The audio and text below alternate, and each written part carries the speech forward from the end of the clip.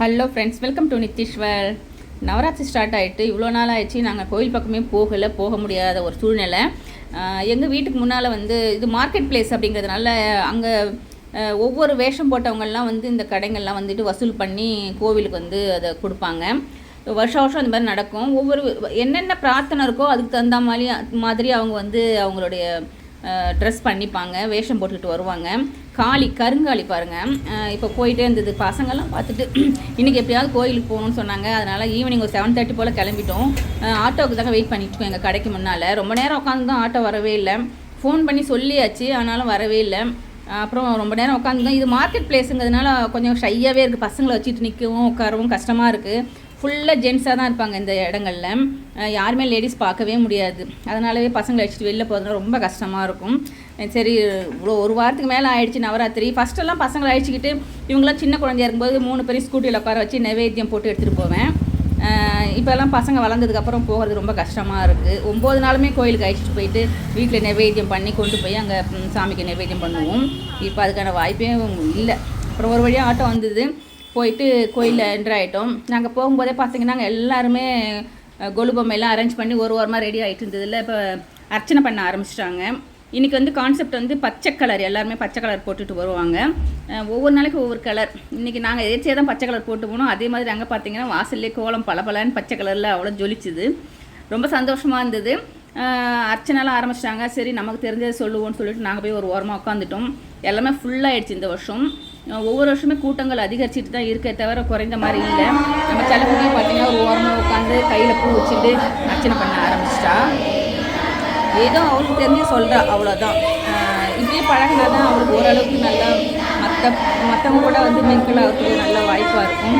இவ்வளோ கூட்டத்தில் வந்து உட்காந்து அவளும் ஒரு பஜனை பண்ணுறதை பார்க்கும்போது ரொம்ப சந்தோஷமாக இருந்தது. கொலு பொம்மைலாம் ரொம்ப அழகாக அலங்காரம் பண்ணி வச்சுருந்தாங்க. நல்லா சூப்பராக இருக்குது. இந்த மாதிரி ஒவ்வொரு வருஷமும் வந்து நான் குழந்தைங்களை அழைச்சிட்டு போகணும்னு நான் நினச்சிட்டு இருக்கேன். லாஸ்ட்டு நாள் போயிட்டு வந்துடுவேன், இல்லைன்னா ஃபஸ்ட்டு ஒரு 2 நாள் போவேன். இப்போ பசங்களாம் பெருசாக இருந்தனால சில வாய்ப்புகள் வந்து வரமாட்டேங்குது. அதுதான் முக்கிய காரணமாக இருக்குது, வேறு ஒன்றும் கிடையாது. ரொம்ப நேரம் அதுமாதிரி நைட் ஆகிடும் எங்களுக்கு வர்றதுக்கு. 9-10 மணி ஆகிடும் பூஜையெல்லாம் முடிஞ்சு வீட்டுக்கு வர்றதுக்கு. இப்போ எல்லோரும் அர்ச்சனை பண்ணிகிட்ருக்காங்க பாருங்கள். இந்த அர்ச்சனை வந்து மனப்படமாக சொல்லுவாங்க எல்லாருமே. முடியாதவங்க வந்து புக்ஸ் வச்சுருப்பாங்க, இல்லைன்னா அந்த பெரியவங்கள்லாம் அழகாக அப்படியே மனப்படமாக அர்ச்சனை பண்ணுவாங்க. நித்தியஸ்டிக்கும் ஓரளவுக்கு எல்லாமே தெரியுது. அவங்க பண்ணுற மாதிரியே பார்த்து அவ்வளோ அழகாக பூவால் அர்ச்சனை பண்ணிட்டு இருந்தா. அப்புறம் பூவெல்லாம் கொண்டு போய் கடைசியாக அம்பாளுக்கு சமர்ப்பணம் பண்ணிவிடுவாங்க.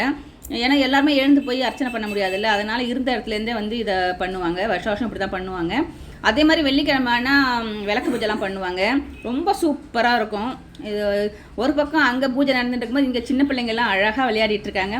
இது என்ன விளையாட்டுன்னு ஞாபகம் இல்லை, நானும் விளையாடி இருக்கேன். யாருக்கெல்லாம் அந்த ஞாபகம் இருக்குது?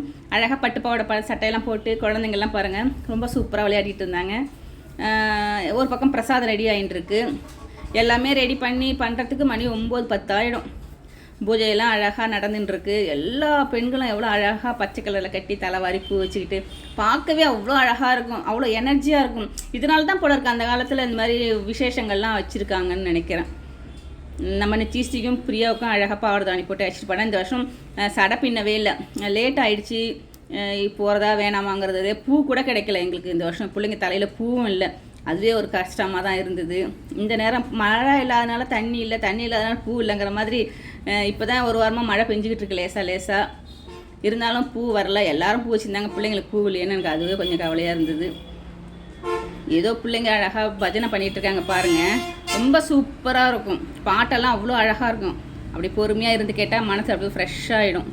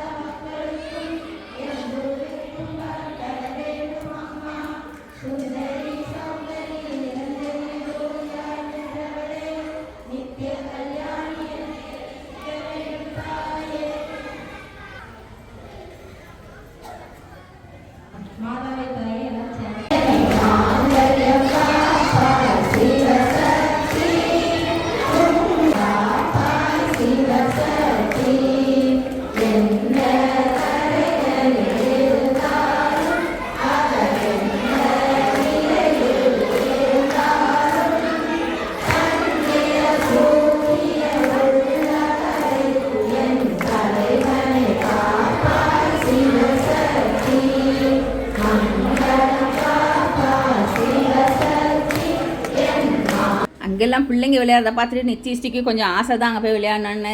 ஆனால் அவள் ஏஜில் இருக்கிற பிள்ளைங்கள்லாம் கிடையாது, எங்கே கீழே விழுந்துருவாளோன்னு கொஞ்சம் பயமாகவும் இருந்தது. சரி பரவாயில்ல அப்படின்னு சொல்லிவிட்டு அவளை உட்கார வச்சு அந்த பஜனையெல்லாம் செய்ய சொல்லிகிட்டு இருந்தேன். இவ்வளோ பிள்ளைங்க மத்தியில் அவளை விளையாடுறத பார்க்கணுன்னு ஆசையாக தான் இருக்குது எனக்கும். அதனால் என்ன பண்ணுறது, அதுக்கான வாய்ப்புகள் இல்லை. வீட்லேயே நம்ம குழந்தைங்க கூட விளையாடி பழகினா தான் அங்கே போய் விளையாடுவா. வீட்லேயும் தனியாக தானே இருக்கா, அதனால் அங்கே போய் பசங்க கூட விளையாடுறது கொஞ்சம் ஷையாக இருக்கும். ஆனாலும் ஆசை யாரை விட்டது, சின்ன குழந்தை தானே அவளும். அப்புறம் எல்லாருக்கூடையும் உட்காந்து பஜனை பண்ணிகிட்டே இருந்தா. சரி ஒரு வழியாக நாங்கள்லாம் பஜனையெல்லாம் முடிச்சிட்டோம். எல்லாம் முடிச்சுட்டு ஆத்மாத்மான பிரார்த்தனைகள்லாம் பண்ணிவிட்டு அம்பாள்கிட்ட எல்லாம் வேண்டிக்கிட்டு இன்றைக்கி கான்செப்ட் பார்த்திங்கன்னா பிள்ளையாருக்கும் பச்சை கலர் தான் பட்டு உடுத்தி அவர் பச்சை கலரில் அலங்காரம் பண்ணியிருந்தாங்க. ரொம்ப அழகாக இருந்தது. ஒவ்வொரு நாளும் ஒவ்வொரு கலர் அப்படிங்கும்போது எல்லோரும் அது ஒரு இன்ட்ரெஸ்ட்டாக பண்ணும்போது நமக்கும் ஒரு ஆசையாக இருக்குது பார்க்குறதுக்கு. பசுமையாக மனசுக்கு குளிராக அழகாக இருந்தது. என்ன சொல்கிறது, இதெல்லாம் கொடுத்து வச்சுருக்கோம் நம்ம. இந்த மாதிரி ஒரு இடங்களுக்கு குழந்தைங்களை அழைச்சிட்டு போய் பார்த்துட்டு எல்லாம் செய்யணும் அப்படிங்கிறது நான் ஆசைப்பட்டது போக இப்போ குழந்தைங்கள்லாம் அவங்களும் ஆசைப்பட ஆரம்பிச்சிட்டாங்க, போகணும் வரணும்னு. அந்த ஒரு எண்ணத்தை குழந்தைங்க மனசில் நம்ம கொண்டு வரணும். சின்ன வயசுலேருந்தே நம்ம அவங்களுக்கு இந்த பக்தி கலாச்சாரம் இதெல்லாம் சொல்லி கொடுத்தா தான் ஃப்யூச்சரில் அவங்க அதை ஃபாலோ பண்ண முடியும். அந்த விதத்தில் நம்ம செல்லக்குட்டிங்களாம் ஓரளவுக்கு இப்போ அதெல்லாம் இன்ட்ரெஸ்டாக தான் இருக்காங்க. என்ன அழகாக தலை வாரி நிறைய பூ வச்சு அப்படி நெத்திச்சுட்டுலாம் வச்சு, அந்த காலத்துலாம் இடுப்பு ஒட்டியானம் போட்டு அதெல்லாம் நான் பார்த்துருக்கேன். நல்லா கொழு பக்கம் போவோம், அப்போ அந்த மாதிரிலாம் பண்ணிட்டு தான் போகிறது. இப்போ அதெல்லாம் செய்யவும் முடியாது. ஒட்டியானெல்லாம் போட்டுட்டு போனால் அழகாக தான் இருக்கும், அது நம்ம வித்தியாசமாக தெரியும். அதனால தான் எங்கள் ஊர் பிள்ளையார் பார்த்திங்களா சூப்பராக அப்படியே பச்சை கலரில் நல்லா அலங்காரம் பண்ணிட்டு இருக்கார். எல்லாம் பூஜையெல்லாம் முடிஞ்சது. நாங்கள் ஒரு வழியாக கிளம்ப போகிறோம். மணி 10:15 ஆக போகுது. இந்த வீடியோ உங்களுக்கு பிடிச்சிருக்குன்னு நினைக்கிறேன். தேங்க்யூ ஃபார் வாட்சிங். அதுக்கப்புறம் நிறைய ஃபோட்டோஸ்லாம் எடுத்துக்கிட்டு ஜம்முன்னு கிளம்பிட்டோம்.